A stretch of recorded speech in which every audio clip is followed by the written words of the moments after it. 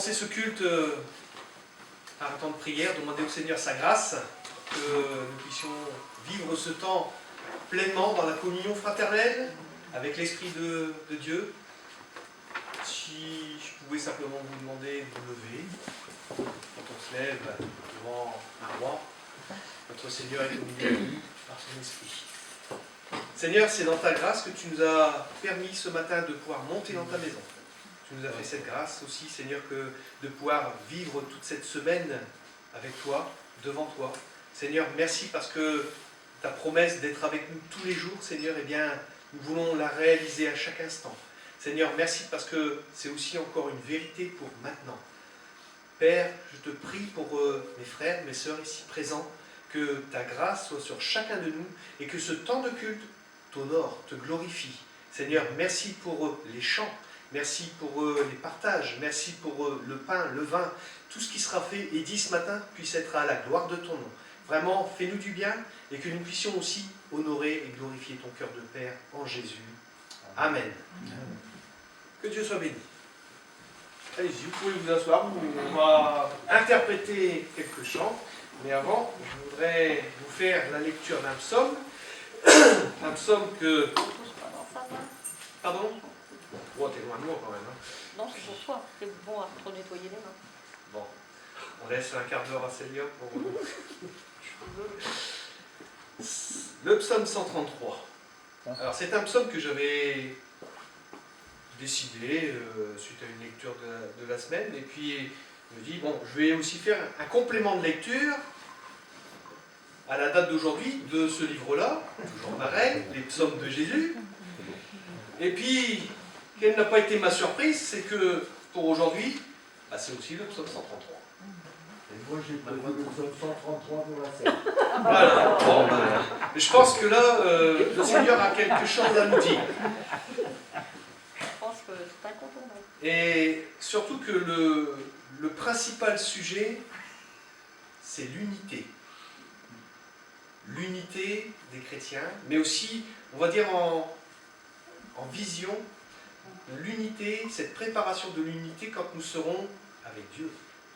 Parce que même s'il y a plusieurs demeures dans la maison de mon Père, le Seigneur a dit, là où je suis, je veux que vous y soyez aussi. C'est bien, vous avez appris votre leçon. Alors, on va lire ce petit court extrait de la parole. Oh, qu'il est agréable, qu'il est doux pour des frères de demeurer ensemble. C'est comme l'huile précieuse versée sur la tête qui descend sur la barbe d'Aaron, et sur le col de ses vêtements. C'est comme la rosée de l'Hermon qui descend sur les hauteurs de Sion. En effet, c'est là que l'Éternel envoie la bénédiction, la vie pour l'éternité. Et donc, dans le passage que j'avais lu ailleurs que sur ce bon livre, il y avait une autre traduction, et je vais vous la lire. Alors, c'était Cantique de Mahalot, de David. Alors, voilà, ça dépend des traductions. Hein. Voici, oh, qu'il est bon, qu'il est agréable, que des frères demeurent unis ensemble. C'est comme l'huile précieuse qui descend sur la tête, la barbe d'Aaron, qui descend jusqu'au bord de ses vêtements, et comme la rosée de l'Hermon qui descend sur les montagnes de Sion, car c'est là que l'Éternel a ordonné la bénédiction et la vie à toujours. Et j'ai aimé cette différente traduction, l'Éternel a ordonné. Ça veut dire qu'au travers de ce court passage, on voit que le désir de Dieu, c'est de pouvoir se réjouir au travers de cette union, cette réunion qu'il a créée en Jésus-Christ. Parce que ce n'est pas par notre intellect, ce n'est pas par nos propres désirs, ce n'est pas par nos propres forces que nous pouvons créer cela, vivre cela. Des gens tellement différents, tellement même socialement ou même de peuples différents.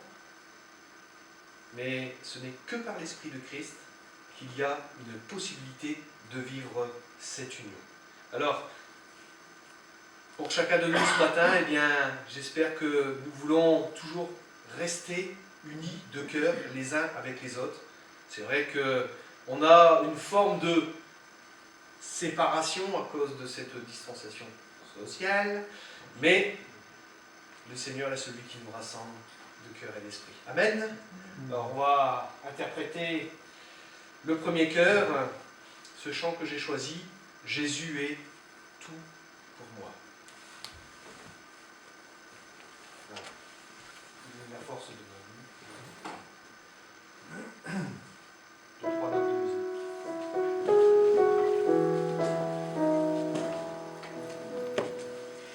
Il est la force de ma vie, vérité que je tant cherchais. Jésus est tout pour moi. Comme une pierre précieuse qui brille dans l'obscurité, Jésus est tout pour moi.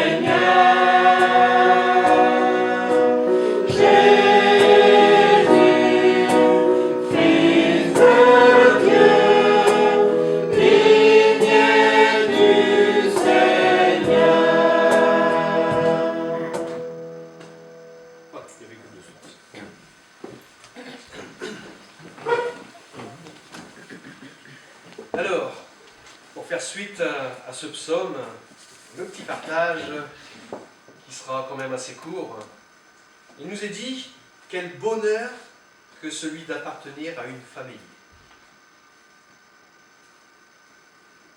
D'autant plus lorsqu'il s'agit de la famille de Dieu.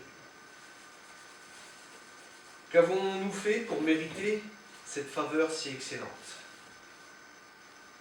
Pour ma part, pas grand-chose. Rien, assurément. Le Fils de Dieu, l'agneau qui ôte le péché du monde, est celui qui nous a rachetés par son sang. C'est lui qui bâtit son Église, qui rassemble son troupeau et qui fait de chacun de nous des enfants de Dieu par adoption. Est-ce que vous êtes d'accord avec cela jusqu'à maintenant? Pas d'objection, je peux continuer. Faire partie du nombre des bien-aimés de Dieu, n'est-ce pas là quelque chose d'extraordinaire? Certainement. Quelle joie alors de pouvoir nous réunir entre frères et sœurs autour de la personne de Jésus. Qu'il est doux pour des frères de demeurer ensemble. Qu'il est doux de pouvoir bénir Dieu ensemble et de partager l'amour du Sauveur. Car nous avons besoin d'un Sauveur. Comme dans toute famille, nous pouvons partager nos joies, nos peines, nos épreuves, nos douleurs. Nous pouvons aussi nous réjouir ensemble de la grâce de Dieu et des merveilles qu'il accomplit dans la vie des uns et des autres. Ne nous privons pas de la communion fraternelle. De plus, ayons toujours à l'esprit que là où 2 ou 3 sont assemblés, eh bien, le Seigneur est au milieu d'eux. Mais pas que, parce que même seul, le Seigneur est avec nous quand il nous dit « Va ». entre dans ta chambre et là, dans le lieu secret, eh bien, je suis là. Le Seigneur est à chaque instant avec nous. Quelle plus grande bénédiction peut-il y avoir? Telle la rosée du matin, le Seigneur distille dans nos cœurs son conseil, ses consolations et ses encouragements. Parce qu'il n'éteint pas le lumignon qui fume. Tantôt, nous serons interpellés par la prédication de sa parole, tantôt par la parole d'un frère ou d'une sœur, ou encore par le moyen d'un don spirituel. Alors certainement, au milieu de l'assemblée des frères que l'Éternel a ordonné la bénédiction et la vie pour toujours. C'est pourquoi ne négligeons pas la vie de l'Église. C'est un peu la conclusion. Et ne quittons pas nos assemblées. Bien au contraire, soutenons-nous les uns les autres. Dans cette partie-là, supportez-vous. Non pas supportez, non. C'est comme si vous aviez un édifice qui est en train de commencer à baler et on le soutient pour éviter qu'il tombe. C'est là la vraie pensée, on va dire, de cette parole. Donc soyons unis dans le combat de la foi, croissons tous ensemble dans la charité et la connaissance du Fils de Dieu. Amen. On va prendre à notre cœur, c'est le roi dans sa splendeur. Ce roi que nous voulons honorer, louer, glorifier ce matin de tout notre cœur.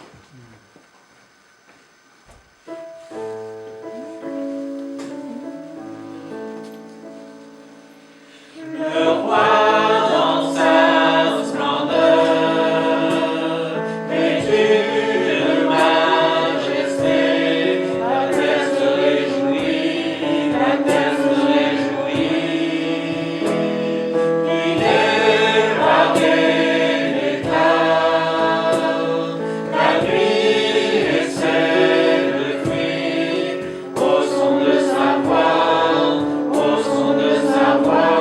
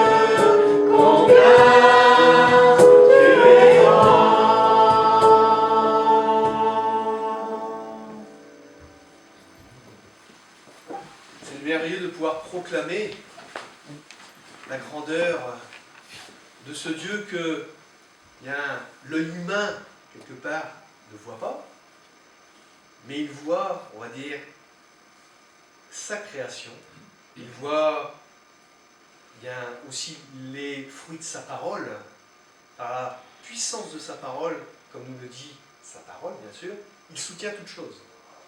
Si un jour, à un moment donné, Dieu devait s'arrêter de supporter le monde, plus rien. Nous sommes là ce matin, Dieu l'a voulu. Dieu l'a, entre guillemets, quelque part ordonné. Alors, c'est pour ça que nous ne pouvons que nous réjouir ensemble, frères et sœurs, dans ce temps qu'est, on va dire, le culte, un temps particulier pour la louange, pour lui apporter le fruit de nos cœurs, le fruit de nos lèvres. Et j'ai prévu, on va dire, un court temps, malgré nos bâillons, hein, on peut quand même louer le Seigneur. C'est là le plus important, de pouvoir dire Seigneur, quelle grâce qu'un jour tu es venu dans ma vie. Quelle grâce un jour tu es venu pardonner mes péchés. Alors, je vais vous laisser quelques minutes pour que, comme on n'est pas beaucoup, parce que tout le monde puisse s'exprimer, les plus timides aussi, pouvoir dire simplement merci au Seigneur pour ce qu'il a fait pour chacun d'entre nous. Amen. Je vous laisse toute la place. Amen. Il y avait peut-être encore quelqu'un qui voulait lever la voix. Non, donc c'est bon. Le chant suivant, il me semble que c'est conseillé. Ah non, pardon. Les sauter une ligne, ouais, qui décrira l'éclat de ta beauté? Pardon. Mais à coup de pas. Voilà. 2-3 notes de musique, et c'est parti. Et cela, si vous voulez, vous êtes libre, la liberté est pour Christ.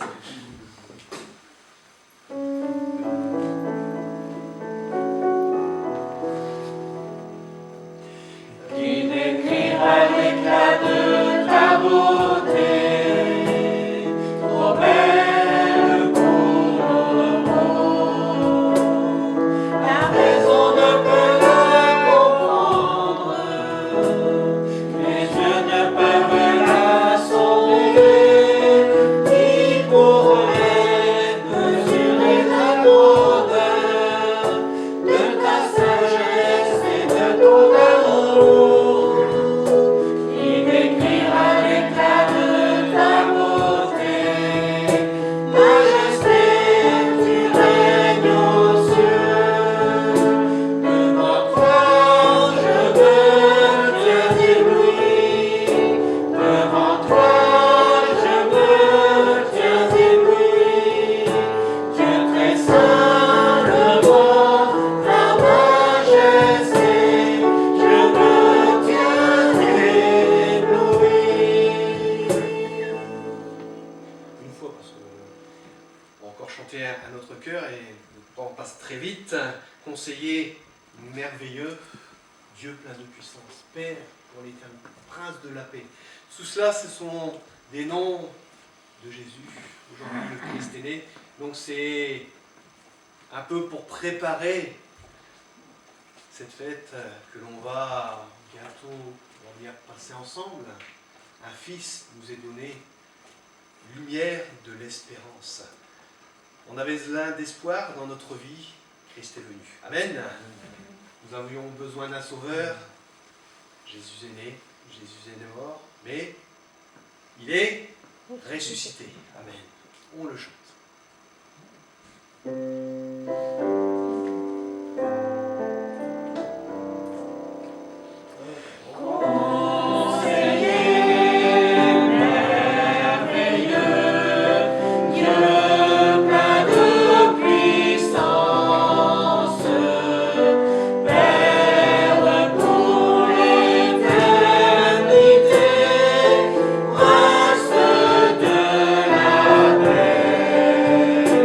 Aujourd'hui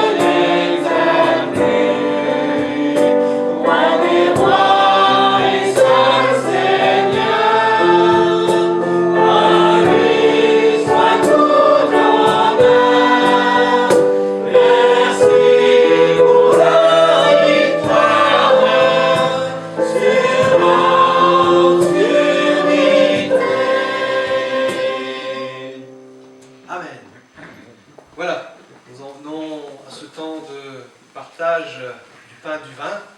Alors, je vais laisser la place à mon frère Léo. Hein. Désolé d'avoir coupé l'herbe sous le pied au travers du psaume. Hein. Apparemment, on était branchés sur la même longueur d'onde spirituelle cette semaine. Donc, voilà, peut-être que le Seigneur a vraiment quelque chose à nous dire au travers de cela. Que Dieu te bénisse. Non, non, c'est un clin d'œil du Seigneur, au contraire. Ah, c'est plus qu'un clin d'œil. Moi, je trouve ça formidable. Je trouve ça formidable. Cette semaine, ces jours derniers, là, quand j'ai appris qu'on allait qu'on avait la possibilité de refaire le culte, tout de suite ce psaume m'est venu à l'esprit. Ça m'est venu comme ça, j'ai dit, ah c'est formidable, on va se retrouver, je vais revoir mon frère Gabi, je vais revoir Carmen, et ça m'a fait, tout de suite ce psaume m'est venu à l'esprit. Et tous les matins j'ai l'habitude, ou moi ou mon épouse, on a l'habitude de lire un psaume à Mathilde, et ce matin, j'ouvre le livre de Timothée Keller, et hop, je tombe sur le psaume 133. Bah, je dis, c'est vraiment formidable. Seigneur, quand il veut nous parler, il enfonce le clou. Donc, pas de problème. J'ai donc pris en introduction ce psaume, qui nous dit, un psaume qui célèbre les bienfaits. Pardon, je vais mettre ma Bible là, parce que les papiers, voilà, c'est tout bon. Un psaume qui célèbre les bienfaits de la fraternité au sein de la famille de Dieu. Oh, quel plaisir, quelle joie, alors pardonnez-moi, je répète, hein, c'est pour les frères et les sœurs, hein, et quel bonheur d'être ensemble.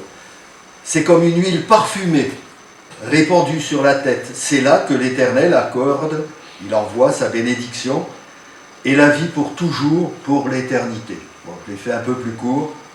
Cette huile parfumée était destinée à l'onction des prêtres, et donc elle avait cette propriété d'être très, comment on dit, odoriférante, comme ça, c'est français, Paul.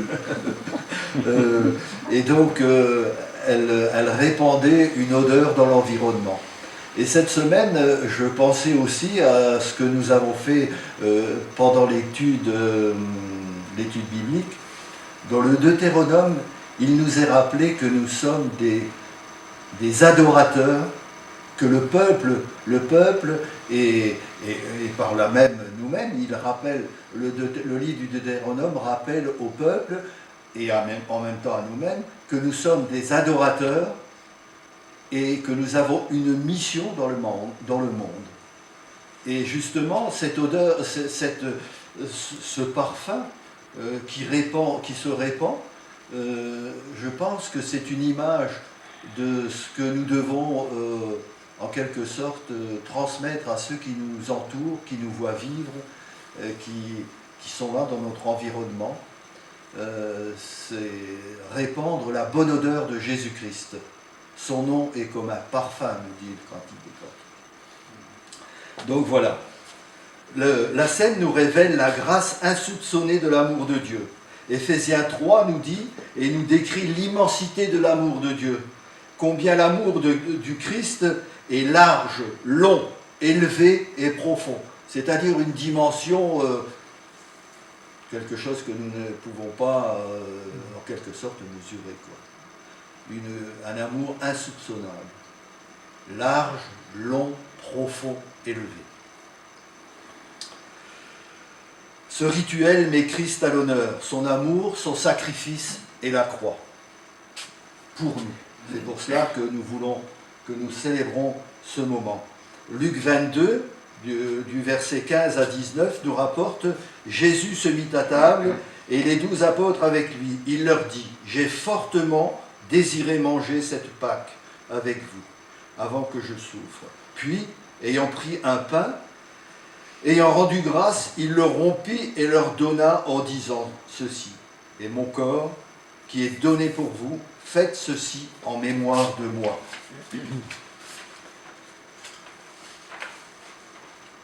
Le récit de la scène ne nous est pas raconté pour cultiver la nostalgie du passé. C'est pas pour nous rappeler le Seigneur, non, non, non. Mais bien pour éclairer notre présent et nourrir notre espérance. Et j'ai repris, et j'aime reprendre les pensées de Jérémie, c'est dans 3 au verset 21, faire la nôtre, la pensée de Jérémie. Mais voici la pensée que je me rappelle à moi-même, la raison pour laquelle j'ai de l'espérance. Non, les bontés de l'Éternel ne sont pas à leur terme, et ses tendresses ne sont pas épuisées. Chaque matin, elles se renouvellent. Et dans Luc 24 nous décrit 2 disciples en route vers Emmaüs. Ils étaient désorientés, les pauvres. Ils tournaient le dos à Jérusalem et ils étaient désorientés. Et ils disent à Jésus, qu'ils ne reconnaissent pas, « Es-tu le seul à ne pas savoir » Jésus s'approche d'eux et leur explique les Écritures. Ils ne le reconnaissent pas. Mais lorsque Jésus prend le pain, remercie Dieu, partage le pain et le donne, alors leurs yeux furent ouverts. Amis, frères et sœurs, est-ce que les yeux de notre cœur s'ouvrent quand nous prenons le repas du Seigneur? C'est là la question qui nous est posée ce matin. S'ouvre-t-il à son amour et à la joie de sa présence? Est-ce que là, maintenant, pendant que nous allons prendre ce repas, qui est un rituel, qui est quelque chose que le Seigneur nous a commandé, faites ceci en mémoire de moi, est-ce que les yeux de notre cœur s'ouvrent et ressentent la présence du Seigneur? Voilà, toute la question est posée maintenant. Si vous voulez bien, nous allons prier et nous allons prendre le repas du Seigneur.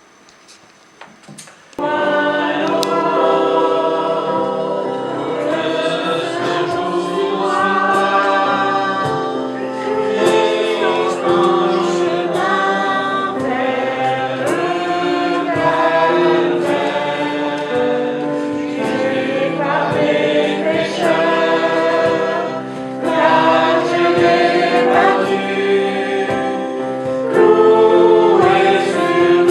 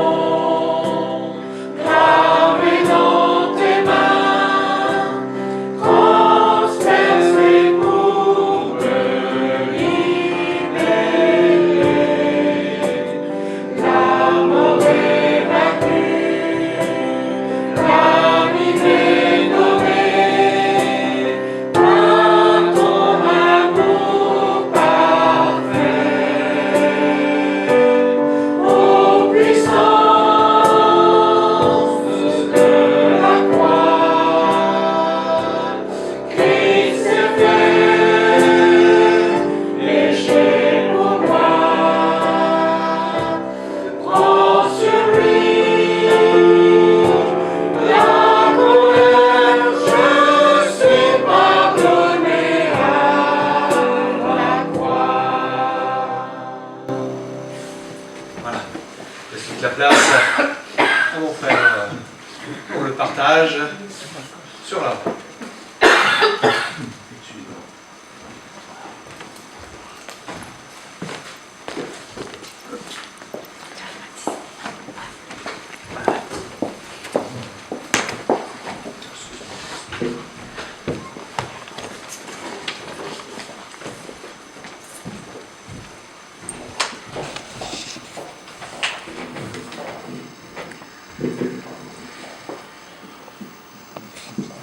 Excuse-moi, je le lève un peu parce qu'il touche le lutrin pour éviter les bruits. Voilà, je dis pas que j'ai pas pensé au psaume 133. En tout cas, je me réjouis d'être là avec vous ce matin. C'est une vraie fête pour le cœur de pouvoir se retrouver, les frères et sœurs. Voilà, c'est frustrant de demeurer loin les uns des autres. Zoom, c'est sympa, mais c'est pas pareil. Et donc, on est heureux d'être là, et en plus, on est dans la maison du Seigneur. Alors, pour le culte de ce matin, je voudrais reprendre une exclamation que vous avez entendue maintes fois cette saison. Il faut sauver Noël. Qui n'a pas entendu ça? Bon, c'est bien, vous restez informés, c'est parfait. Jean Castex. Ça pouvait être le titre d'un de ces téléfilms à l'eau de rose qui sont sur Noël, là, qui inondent nos écrans. Voilà, pour occuper vos après-midi, vous ne savez pas quoi faire, vous pouvez regarder, enchaîner les films allez, à l'eau de rose, disons, sur Noël. Mais en réalité, c'est le cri conjoint des politiques et des commerçants. Il faut sauver Noël. Mais en fait, il faut sauver quoi? La première fois que je l'ai entendu, j'ai dit c'est sympa, sauver Noël. Mais après, quand j'ai compris de quoi il parlait, alors ça veut dire que chacun doit pouvoir préparer Noël en faisant ses achats. C'est ça que ça veut dire, sauver Noël. Cadeaux, victuailles, de fête. Rien ne doit manquer. Alors j'espère que vous ferez vous aussi la fête. J'espère que vous aussi vous pourrez retrouver des proches, 6 maxi. Enfin, vous ferez comme vous voudrez. Mais j'espère que la fête qui aura lieu chez nous ne sera pas la même que celle qui est organisée dans ce monde. Nous aussi, nous pouvons, je dirais même nous devons préparer Noël, et en particulier dans notre cœur. C'est la raison d'être de la période de l'Avent. Puisque la période qui précède Noël s'appelle l'Avent, comme traditionnellement la période qui précède Pâques s'appelle le Carême, et qui sont destinés à préparer nos cœurs à ces fêtes. Alors je sais que chez nous, ça a un peu de... On ne suit pas ces rites et ces coutumes, mais quand même, cette période, elle est utile pour attirer notre attention sur l'essentiel. Pas sur les cadeaux, pas sur les repas plantureux, pas sur les retrouvailles familiales ou amicales, mais sur la venue de notre Sauveur, le Seigneur Jésus. Alors on est d'accord que les cadeaux, le repas, les proches, ça participe à la joie de la fête, mais il ne faudrait pas en oublier le cœur de la fête. Imaginez que vous fêtiez l'anniversaire de quelqu'un sans l'avoir invité, ce serait quand même, enfin, voilà, ce serait incroyable, ce serait extraordinaire. Par visio. Pardon? Par visio. Par visio, oui. Donc vous pouvez organiser le repas par visio si vous voulez. Voilà, pendant qu'un mange l'entrée, l'autre le regarde, après il mange son plat de résistance pendant que les autres le regardent. Je plains celui qui procure le vin, s'il doit boire le vin pendant tout, enfin bref. Le vin, champagne. L'Avent. Ça vient d'un mot latin qui signifie adventus, qui veut dire venu, arrivé. C'est cette période qui couvre les quelques semaines précédant Noël, en fait les 4 semaines précédant Noël dans la tradition de l'Église. l'Avent s'accompagne en général de quelques coutumes, comme par exemple la couronne de l'Avent, qui est née en Allemagne au XVIe siècle pour préparer les chrétiens à cette grande fête de Noël. Alors, elle est en forme de cercle, qui rappelle que le temps de fête nous revient chaque année. Le cercle est, paraît-il, un très ancien symbole de la vie éternelle. La couleur verte de la couronne, celle du sapin ou du pin, signifie la vie éternelle ou est l'espérance. Comme ces arbres restent verts toute l'année, nous pouvons toujours faire confiance à Dieu. Certains y ajoutent du hou, qui symbolise par ses épines et par ses baies rouges la crucifixion et les souffrances du Christ. Alors traditionnellement, autour de la couronne de l'Avent, on met aussi des rubans rouges comme symbole du sang de Jésus qui a coulé pour nous. Sur cette couronne, il y a 4 bougies. Et chaque dimanche, on allume une bougie, et puis les dimanches passants, une bougie de plus, jusqu'au 4e dimanche. Et plus la fête approche, plus il y a de lumière. Cela nous rappelle que Jésus est la lumière qui est venue dans le monde. Et c'est soutenu par ce verset de Proverbe 4,18, le sentier des justes est comme la lumière resplendissante dont l'éclat va croissant jusqu'au milieu du jour. Alors je voudrais juste avec vous passer brièvement ces 4 dimanches. Le premier dimanche de l'Avent est traditionnellement le dimanche de l'espérance. Le texte qui est caractéristique de ce dimanche, peut-être va-t-il apparaître, on a un technicien hors pair. Voilà, oui, c'est Ésaïe 65, versets 16, 17 et 25. Oui, les malheurs du passé tomberont dans l'oubli, ils disparaîtront loin de mes yeux, dit le Seigneur, car je vais créer un ciel nouveau et une terre nouvelle, si bien qu'on n'évoquera plus le ciel ancien, la terre ancienne, on n'y pensera plus. Le loup et l'agneau paîtront l'un avec l'autre, le lion comme le bœuf mangera du fourrage, le serpent pour se nourrir se contentera de poussière, on ne commettra ni mal, ni dommage sur toute ma montagne sainte, dit le Seigneur. Notre espérance, elle est en Dieu et en son Fils Jésus-Christ. Il est celui qui est nommé par Dieu pour être juge de toutes les choses. Il est celui à travers qui Dieu a promis de sauver et de racheter son peuple. Alors, le premier dimanche, on allume une première bougie. Alors, je n'ai pas amené de couronne parce que je voulais choquer personne. Et donc, je n'ai pas amené la couronne. Je sais que ça ne se fait pas traditionnellement chez nous. Mais je voulais juste évoquer ces choses. Vous allez voir dans quel but. Et cette première bougie, elle est allumée pour rappeler que Dieu, Jésus-Christ, est notre espérance et l'espérance du monde. Nous remercions Dieu pour les promesses qu'il nous a faites et pour la lumière qu'il a apportée dans ce monde. Et c'est accompagné de cette prière. Ô Dieu d'espérance, Emmanuel, Dieu avec nous, nous te prions pour que tu envoies ta lumière dans nos cœurs en ces jours. Aide-nous à être prêts pour le jour et l'heure où le Christ va revenir. Mets ta vie en nous et aide-nous à vivre en toi. Par la puissance du Saint-Esprit, transforme-nous afin que notre adoration, notre célébration, notre temps de préparation soit tout à toi, maintenant et à jamais. Amen. Le deuxième dimanche de l'Avent, je crois qu'on est le deuxième là, on est le deuxième dimanche de l'Avent, c'est le dimanche de la paix. Après l'espérance, la paix. Et le texte qui est retenu traditionnellement, c'est celui de Michée 5,4 qui dit « Lui-même, il sera la paix ». La paix se trouve en Dieu et en son Fils Jésus-Christ.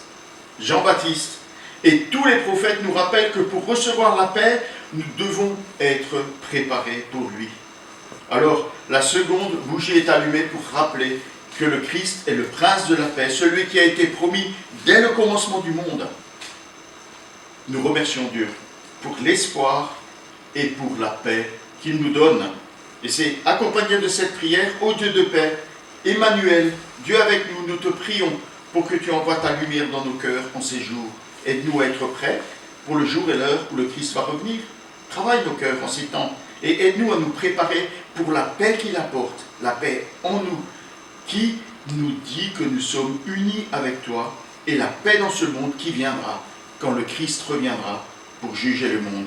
Bénis notre service afin qu'il te soit agréable, et bénis-nous afin que nous puissions être tes fidèles serviteurs. Amen. Le troisième dimanche de l'Avent est le dimanche de la joie. Luc 1, 46, 47, mon âme loue la grandeur du Seigneur et mon cœur est plein de joie à cause de Dieu, mon Sauveur.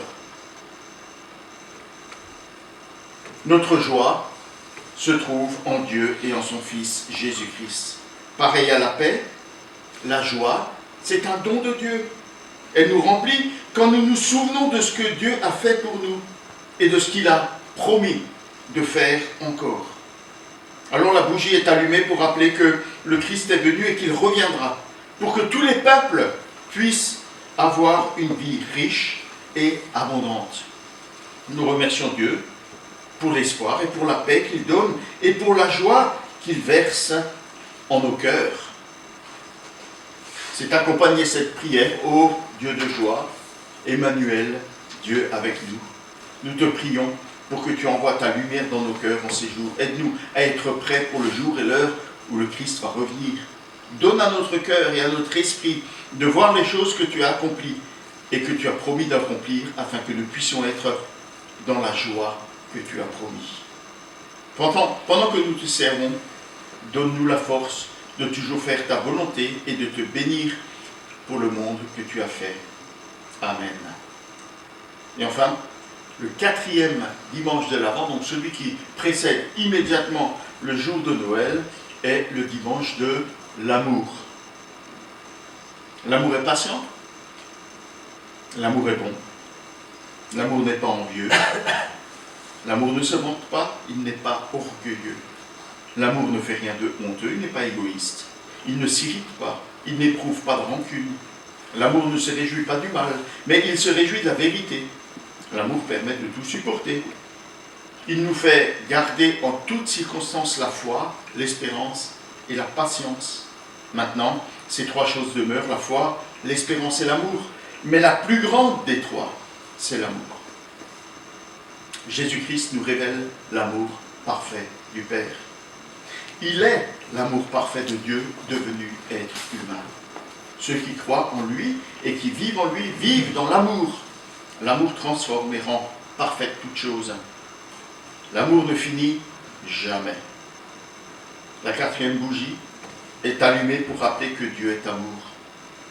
Et c'est l'occasion de remercier Dieu pour l'espoir et pour la paix qu'il donne, pour la joie qu'il verse dans nos cœurs et pour son amour qui nous libère et qui nous montre le chemin. C'est accompagné de cette prière, ô Dieu, Dieu d'amour, Emmanuel, Dieu avec nous. Nous te prions pour que tu envoies ta lumière dans nos cœurs en ces jours. Aide-nous à être prêts pour le jour et l'heure où le Christ va revenir. Donne-nous de rester en lui, afin que ton amour parfait remplisse notre être tout entier. Fais de notre adoration un temps de célébration de ton amour et rends-nous capables de montrer cet amour au monde entier aujourd'hui et pour toujours. Amen. Contenu de ces dimanches, cette présentation, le sens de ces dimanches de l'Avent. L'Avent, c'est l'attente. Alors, qu'est-ce que nous attendons? Il n'y a pas d'enfant dans la salle. Le grand au fond, là-bas, ouais. Tu vas te rattraper un petit enfant? Est-ce que tu attends encore le Père Noël, Simon? Oui. Oui. J'espère que tu es patient. Plein sur les façades. Ouais, c'est le gros bonhomme rouge qui prend toute la place à Noël. Ce gros bonhomme rouge qui donne contre quelque chose. Alors, c'est moins vrai aujourd'hui, mais dans le temps, les Pères Noël, ou dans les traditions anciennes, le Père Noël ou l'enfant Jésus passait dans les maisons avec le Père Fouettard, Et pour avoir quelque chose, il fallait avoir mérité. Hein. Est-ce que tu as bien travaillé? Est-ce que tu as été sage? Est-ce que tu as... Et ceci et cela. Hein? Dieu donne au monde son enfant, son Fils unique, son bien-aimé, pour nous sauver gratuitement parce qu'il nous aime. Et la question qu'on peut se poser, quel est le message que l'on délivre à nos enfants, à nos petits-enfants au moment de Noël? Parents, grands-parents et autres donnent des cadeaux non parce que nos enfants le méritent, mais parce qu'ils les aiment. J'espère en tout cas que vous n'offrez pas des cadeaux au mérite, mais que vous offrez des cadeaux par amour. Que ce soit à vos enfants, ou à votre conjoint, ou à ceux qui vous entourent. À quoi aurions-nous droit si nous recevions de la part de Dieu ce que nous méritons? Ouais, t'as raison Paul, hein, je peux le faire, pour que tout le monde le voie. Ouïe, ouïe, ouïe. Ouïe, ouïe, ouïe. Nous parlions d'attente, n'est-ce pas? Est-ce que nous attendons un événement qui s'est produit dans le passé? Est-ce que l'attente ne concerne pas plutôt quelque chose qui est à venir, qui est dans le futur? Alors, pour nous préparer à cela, la tradition a du bon. Parfois. Les thèmes et les lectures, l'enseignement qui ont lieu pendant la période de l'Avent préparent, vous l'avez entendu, je ne sais pas si ça vous a frappé, à la seconde venue du Christ, en même temps qu'il commémore sa première venue. Il y a une commémoration, il y a une annonce. Avec le dessein, avec l'idée précise que les frères et sœurs, les chrétiens, se concentrent sur la première et la seconde venue de Jésus-Christ. Jésus qui est venu comme sauveur et Jésus qui va revenir comme juste juge.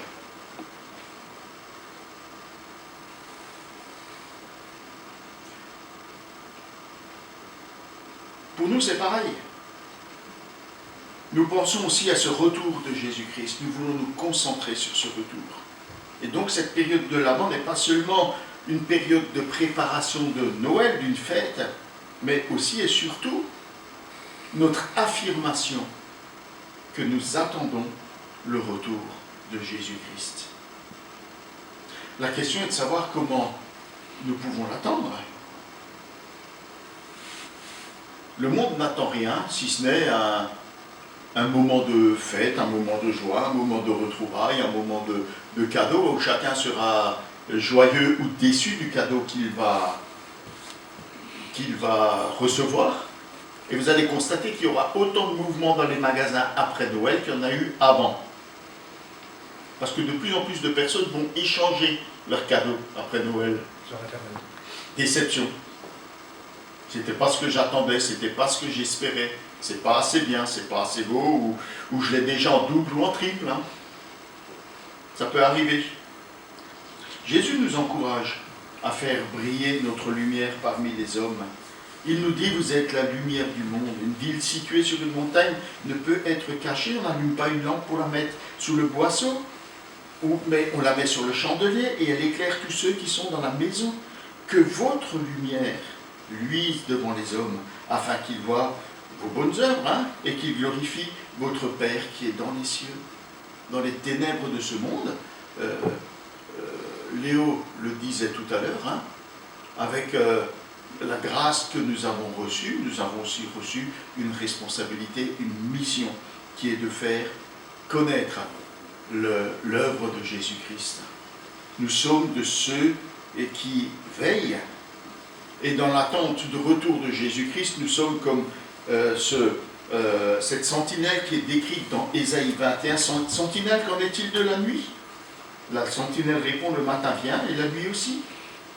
Si vous voulez interroger, convertissez-vous et venez. Le message que nous avons à communiquer dans ce monde, c'est un message d'espérance. L'espérance de voir les ténèbres dissipées pour toujours. C'est l'annonce qui est faite par Ésaïe en relation avec la venue du Sauveur. Mais les ténèbres ne régneront pas toujours sur la terre, où il y a maintenant des angoisses. Si le passé a réduit à peu de choses le pays de Zabulon et le pays de Nephtali, l'avenir donnera de la gloire à la route de la mer, à l'autre côté du Jourdain, au territoire des nations. Le peuple qui marche dans les ténèbres a vu une grande lumière. Sur ceux qui habitaient le pays de l'ombre de la mort, une lumière a brillé. Tu as rendu la nation nombreuse, tu l'as comblée de joie. Ils se réjouissent devant toi de la joie des moissons, de l'allégresse qui règne au partage du butin. Car le joug qui pesait sur elle, la tripe qui frappait son dos, le bâton de son oppresseur, tu les as brisés comme au jour de Madian. Toutes les bottes qui piétinaient dans la bataille et tous les manteaux roulés dans le sang seront livrés aux flammes pour être dévorés par le feu. Car un enfant nous est né, un fils nous a été donné, il a la souveraineté sur son épaule. On l'appelle du nom de conseiller étonnant, Dieu héros, Père éternel, Prince de paix. S'il n'y a pas de place pour Jésus dans ce monde et dans Sauver Noël, il n'y a absolument dans l'idée de nos politiques et de nos commerçants aucune place pour Jésus. Quelle place voulons-nous accorder à Jésus pour ces fêtes de Noël? Est-ce qu'il est au moins aussi important que la dinde, les cadeaux et le sapin? Et si nous étions préoccupés par Jésus pour lui faire toute la place dans nos cœurs, et dans nos fêtes, et dans nos vies? Que le Seigneur utilise cette période de l'Avent pour nous préparer non seulement à cette fête qui aura lieu dans quelques jours, mais aussi et surtout au retour de Jésus dans l'espérance, dans la paix, dans la joie et dans l'amour. Je vous ai fait suivre une série de méditations qu'on peut recevoir chaque jour de Piper. Je ne sais pas si vous les lisez, si vous les recevez. L'une d'entre elles, elles sont remarquables, mais l'une d'entre elles m'a particulièrement marqué. Elle concerne Zacharie. Zacharie qui a prié durant des années pour que son épouse Élisabeth puisse porter un enfant. Et alors qu'elle était vieille, trop vieille probablement, Zacharie n'y croyait plus. Et quand l'ange lui est apparu dans le lieu saint, alors qu'il offrait le parfum, ce parfum de bonne odeur qui monte vers Dieu pour lui annoncer la naissance d'un enfant, Zacharie lui a dit « Mon œil ». Enfin, c'est à peu près ça, Quoi? Je vais avoir un enfant? Mais à quel signe je vais reconnaître que je vais avoir un enfant? N'importe quoi. Mais c'est un ange quand même qui lui est apparu. Et pas n'importe lequel. Un des principaux anges, celui qui se tient devant la face de Dieu. Il a dit, écoute, voilà, pour te prouver, tu ne pourras plus parler. Et il est sorti muet. Muet. Il ne pouvait même pas annoncer la bonne nouvelle. Il ne pouvait même pas annoncer la bonne nouvelle. Mais quand les choses se sont produites et qu'il a recouvré la parole, il a chanté ce cantique qui est magnifique, le cantique de Zacharie.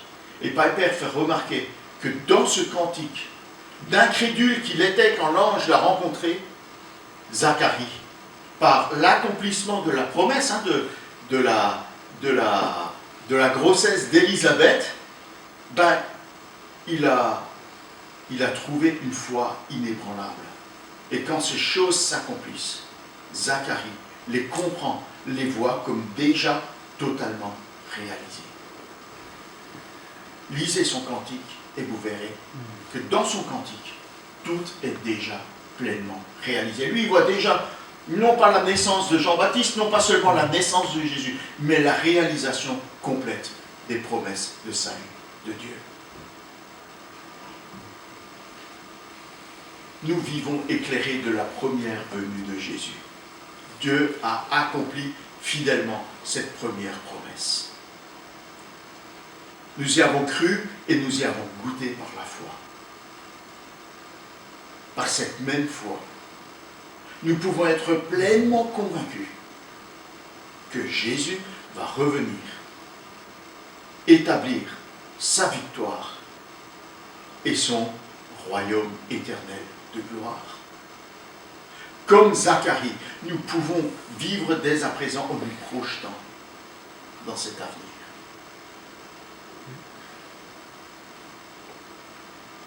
Le monde a besoin de cela. Il a besoin que nous lui communiquions cette foi inébranlable dans le retour de Jésus-Christ comme souverain et comme juge suprême. Il a besoin d'entendre ce message d'espérance, de paix, de joie et d'amour. Il en a besoin en particulier dans cette période incertaine où journal télévisé après journal télévisé, le présentateur ou la présentatrice égrène les mauvaises nouvelles et souligne combien le moral des troupes est en chute libre. C'est notre rôle, c'est notre mission, c'est notre devoir d'exprimer ce message d'espérance en faveur de ce monde. Nous voulons continuer à le faire. Notre traditionnelle fête de Noël ne pourra pas avoir lieu cette année, je le regrette, parce que je trouve que c'est un des plus beaux moments de l'année. Et c'est un des moments de l'année où les gens sont les plus réceptifs autour de nous. Cette période de fête ouvre leur cœur, leurs oreilles, leurs yeux d'une manière qui est toute particulière. Il y a quelque chose autour de la fête de Noël. Alors on ne pourra pas avoir cette fête de Noël cette année, on ne pourra pas les inviter, mais notre culte, il est retransmis sur Internet et un grand nombre de personnes le visionnent. Alors je vous propose que pour le culte du 20 décembre, qui sera notre culte de Noël, nous puissions célébrer un culte de Noël. Je propose que chacune, chacun, avec les dons que le Seigneur lui a confiés, de musique, de chant, de narration, d'interprétation, puisse exprimer son espérance, sa joie, sa paix, son amour, par la musique, par un chant, par un récit court, par un poème court aussi, par une lecture, un sketch, en relation avec la venue du Sauveur, avec l'espérance qu'il nous apporte. On essaiera aussi, dans la mesure du possible, de distribuer, après le 15 décembre, on va essayer de fixer une date possible, cette offre de calendrier. Ce sera un peu tardif, mais je pense que ça vaut la peine d'aller de boîte en boîte, dire aux gens, il y a de l'espérance en Jésus-Christ.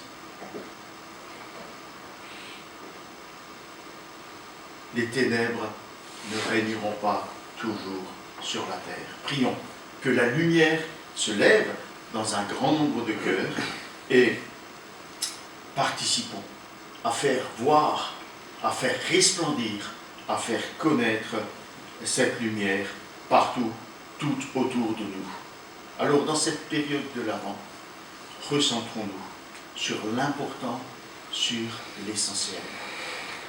Dieu a tant aimé le monde qu'il a donné son Fils unique, afin que quiconque croit en lui ne périsse pas, mais qu'il ait la vie éternelle, ne demeure pas dans les ténèbres, mais qu'il soit ajouté à son royaume, à son admirable lumière.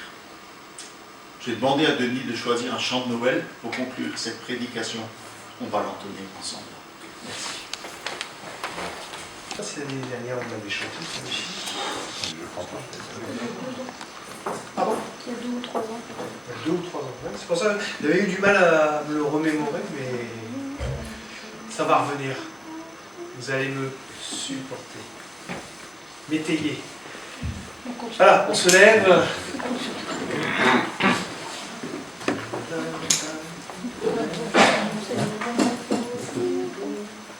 C'est parti. Allez,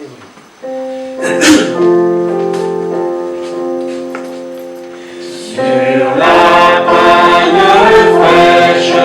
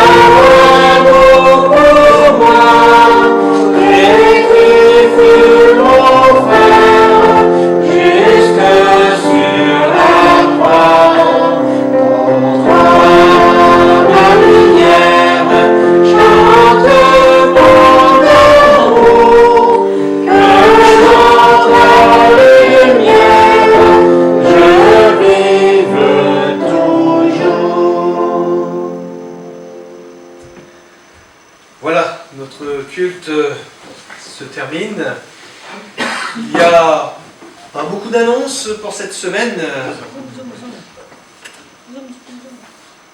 Premièrement, Zoom, c'est-à-dire notre réunion d'études bibliques qui théoriquement est la dernière. Donc, toujours à la même heure, Marc vous fera... La dernière de la série. De la série, pardon. Je préfère. Ah ouais. Pas la dernière Ah bon, Non, non, je ne mets pas un point final à tout cela. C'est le Seigneur qui le fera, c'est pas mal.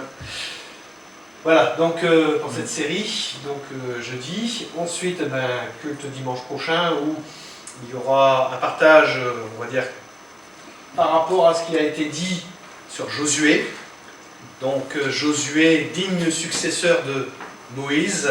Nous allons entamer ses péripéties avec le peuple, son cheminement dans le pays promis et voilà, en tirer eh bien, des avantages spirituels par ce que l'on pourra y retirer. Le Seigneur a toujours quelque chose à nous dire. Amen. Donc soyons à l'écoute. Et si vous voulez, je vous invite à déjà, dès à présent, lire ce premier chapitre cette semaine chez vous. Commencez à le lire, à le méditer. Et puis, eh bien, on fera ça ensemble. On partagera sur ce premier chapitre la semaine prochaine. Voilà. Je pense que c'était tout. Il n'y avait pas d'anniversaire non plus cette semaine. Avec mon épouse, on s'est posé la question, est-ce qu'on allait reprendre tout? On se dit non. tous les anniversaires qu'on a pas fait. Tout quoi? Tout le anniversaires mois qu'on où a fait. on n'a pas pu faire non. Ça fait chanter joyeux anniversaire combien de fois? Énorme.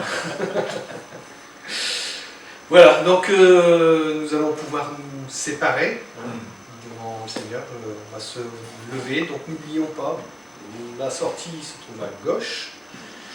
Nous allons garder nos masques jusqu'à dans nos voitures. Nous allons encore garder nos distanciations. Ah, c'est des gros mots, hein. C'est l'année dernière, on avait chanté. Pardon? Il y a 2 ou 3 ans. Il y a 2 ou 3 ans. Ouais, c'est pour ça que j'avais eu du mal à me le remémorer, mais ça va revenir. Vous allez me supporter. M'étayer. Voilà, on se lève.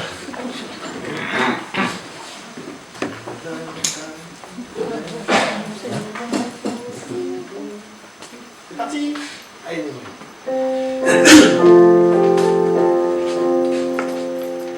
Sur la paille fraîche, dans l'enfant si beau, une pauvre crèche lui sert de berceau. Le l'azur céleste, l'étoile sourit, à fond qui reste, si tard endormi. La Vierge Marie, qui laisse l'enfant, regarde attendrir le bébé dormant. Oh, combien je t'aime, Jésus mon sauveur, toi maître suprême, règne sur mon cœur.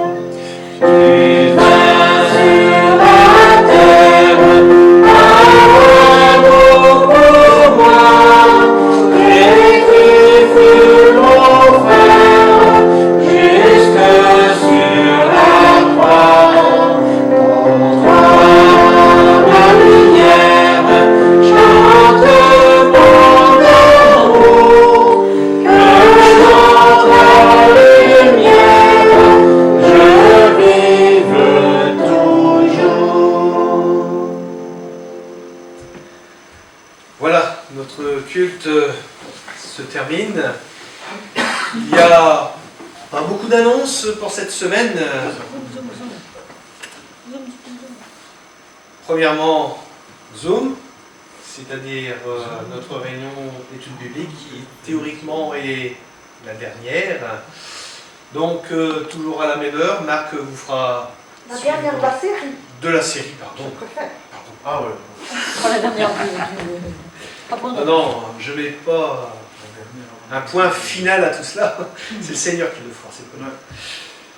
Voilà, donc pour cette série, donc jeudi. Ensuite, culte dimanche prochain où il y aura un partage, on va dire, par rapport à ce qui a été dit sur Josué.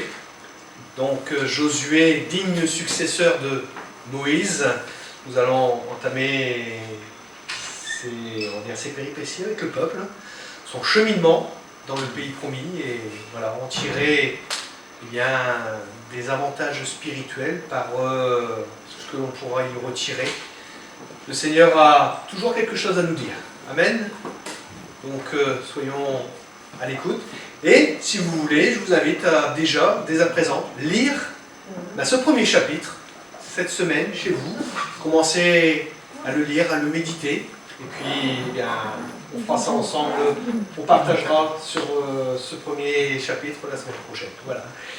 Je pense que c'était tout. Pouvoir nous séparer devant le Seigneur. On va se lever. Donc, n'oublions pas, la sortie se trouve à gauche. Nous allons garder nos masques jusqu'à dans nos voitures. Nous allons encore garder nos distanciations.